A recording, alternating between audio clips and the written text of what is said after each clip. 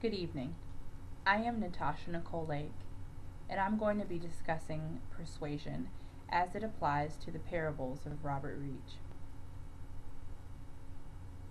There was a point when old folks would say that there's absolutely nothing new under the sun, or they would say that history had a way of repeating itself. I am convinced that Robert Reich would agree with both statements. In 1987, he wrote Tales of a New America, in which he discussed the chaos of America and the upcoming chaos of America. In an attempt to manage his thoughts, to discipline his thoughts, he and colleagues gathered together in an attempt to understand the hows and the whys of life. At that point, Robert Reich was able to conceptualize his thoughts and to define them as cultural parables for the United States. These parables, for the purposes within our course, will be referred to as persuasive concepts. Today, we're going to discuss Reich's rationale for his parables, as well as one particular parable itself. I've selected the mob at the gates parable because it's applicable to modern society and because I believe that this particular parable is timeless. The mob at the gates parable has expansion ability. It applies to all Americans, not just one generation or one class. It applies because we all go through the same public school system, essentially, and it applies because we all watch the same news channels. It applies because as Americans we've experienced terrorism in similar ways. My first topic is going to be the media in relation to the mob at the gates parable. I really want to talk about how effective this parable is when used in media. We've all been convinced that the activities in the Middle East and America's relationship with the Middle East has been based on the need to ensure democracy, has been based on the need to help other nations that have been victimized.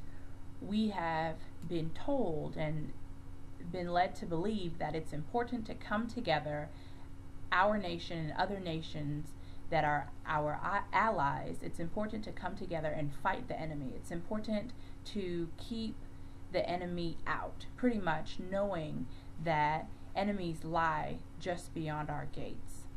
So we come together in order to fight those opposing forces. That's really an excellent way that the media uses the mob at the gates parable to keep us all united and to keep us all convinced that the work being done overseas is legitimate work and good efforts. But long before we were being impacted by the media, we were being impacted in our classrooms. I remember as a young girl, I was told that Thanksgiving was all about Americans or those who had come to this great country celebrating with Native Americans, the new relationships that were being built.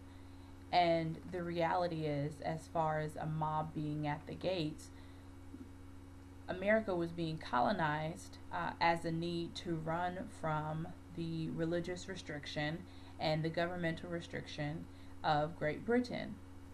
So we came to America, supposedly, in order to run from the rule of others, in order to become this great melting pot.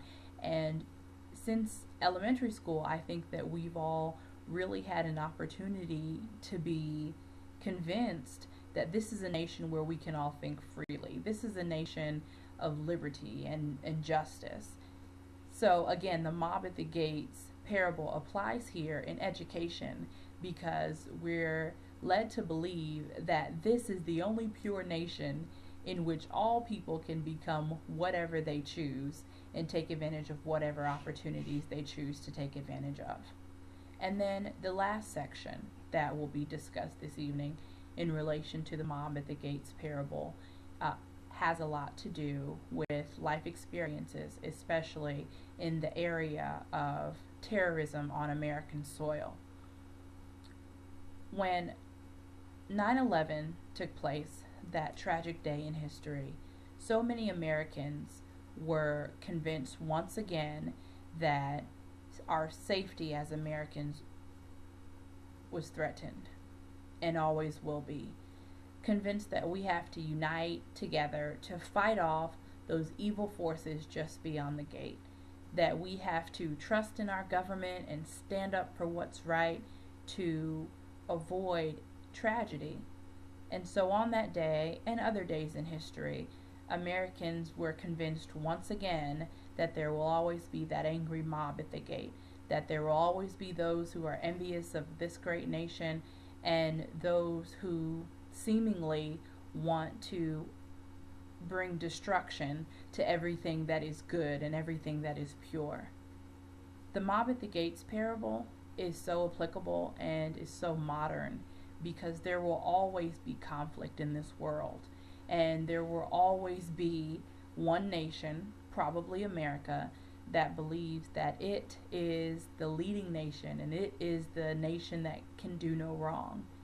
This parable is brilliant. Robert Reich is truly an expert of persuasion and the understanding of persuasion, really bringing together all the examples in which he helps us understand how this parable is applicable, allows us to better understand persuasion as an art.